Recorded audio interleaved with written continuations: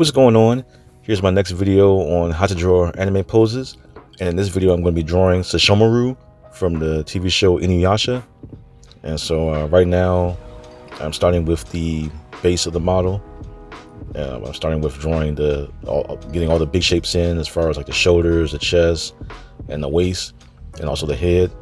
And usually after I get or lay everything down, I start to draw in the face and head first to get that straight.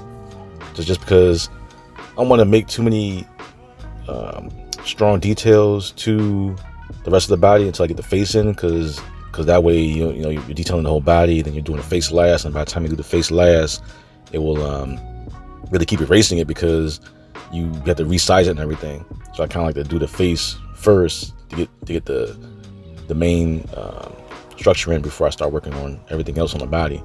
So right now you see me detailing the face right now, getting the eyes, and the eyebrows, and working his nose. And when you're doing these different poses, you don't have to necessarily work from the anime or the life itself. Like you can use, there's a lot of figures that they have out, especially the one you see right here of him. We can just draw those, because a lot of those are basically anatomically correct, and you can draw from those, and they don't even have to be anatomically correct. You can just draw from just for the fun of it. I mean, it's still drawing, and still having fun with it. Just like with mine, I'm just picking different little figures you see, the highly detailed figures, and just drawing from those. Use it as a form of practice too.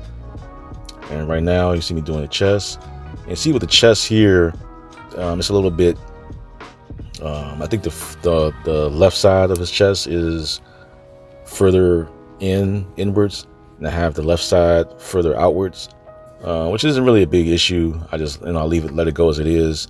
I'm not really I'm just going off of reference. I'm not trying to like make it look exact, because that's the thing about drawing and practicing. You don't have to make it exact, just as long as it's fairly close to what it is, and you're just having fun with it. And so right now I'm just adding in his other arm and his hand. It's holding his long hair. Detailing for the hair,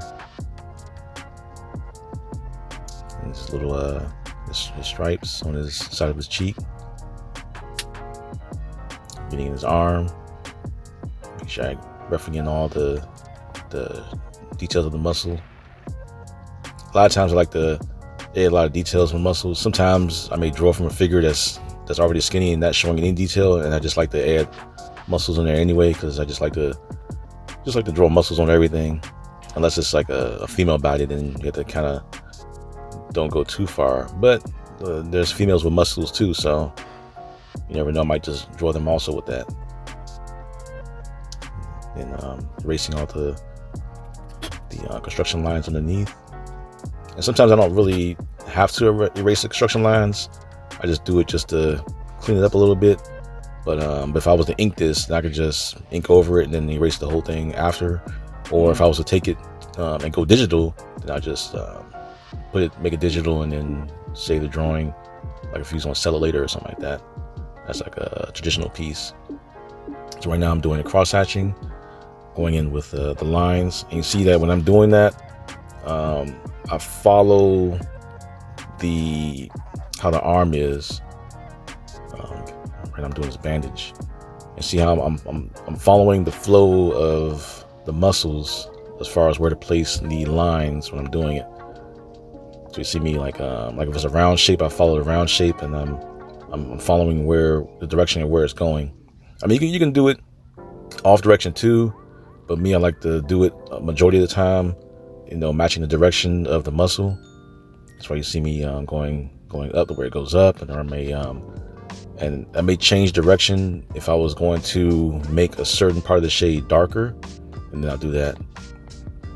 So right now I'm adding in the sword, and normally when I do swords, I will block in the shape with like a square or rectangle, and then later on go in there and detail it, because then again when you ink it, you're not gonna see the construction line anyway. So I'd rather just use squares or circles or whatever big shapes you can use to create, you know, objects. And then just if you plan on inking it, and just, you know, don't worry about the construction line underneath.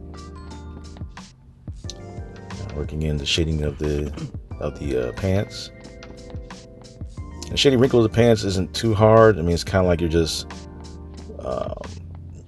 you kind of just know where the wrinkles are, and then just flow with the shading. As far as you see, all the wrinkles are going kind of tilt to the side. So if you shade tilt to the side, it'll looks you keep that same wrinkle look for his clothing. And right now I'm just doing like fine tuning it, darkening certain areas, getting his hair, all his detail, darkening the lines on his. Sometimes I may darken some lines because when I ink certain areas, sometimes I may miss certain things because I made it too light. I want to make sure that if it's dark, I know that, you know, I have to ink this area. Darken the outside. Sometimes I usually darken and outline the rest of the body, like the outside of the body, which you may see in my other videos, but I may do that also. I'm shading his face. And since his face is kind of like, he has almost like a feminine face, which is kind of like, it was almost like you had to draw like I had to think of drawing like a woman's face to kind of get his face there, to match like what it is. That's it for this video. We'll see more videos like this. Like button, subscribe. Take care.